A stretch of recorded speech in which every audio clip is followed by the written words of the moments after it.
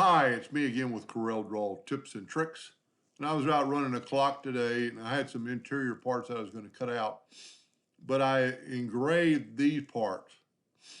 If I engraved it just like it is, it would take 12 minutes and 37 seconds. I run it deep so I can sand it at 50 speed.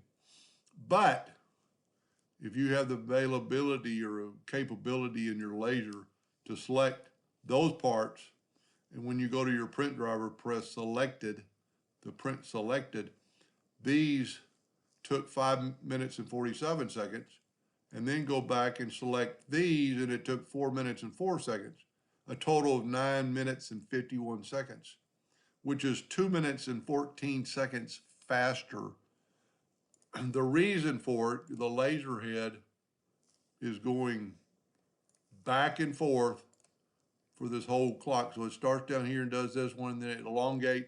And look at the dead space, especially between the 3 and the 9. It's having to go hit the 3 and the 9, 3, the 9, 3, the 9. Then it moves up. If you did it the other way, it's just going back and forth, back and forth, back and forth. It's very little dead space.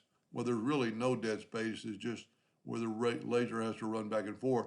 Then the second job will just run like this.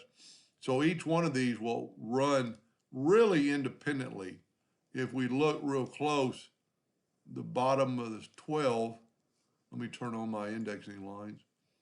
The bottom of the 12 is really above. Well, if we move the indexing line down to the bottom, whoop, let me back up here and grab the indexing line and move it down. Just those little bitty tits of that diamond shape are going to run. But after it gets that done, it'll just go up and get the 12. So it'll save you, I mean, some people are going to say 2 minutes and 14 seconds. That's a lot for me to sit there and watch the laser. And if you were doing 6 of these clocks, you could do an extra clock in that time. I hope that understood a little bit. Hope that helped.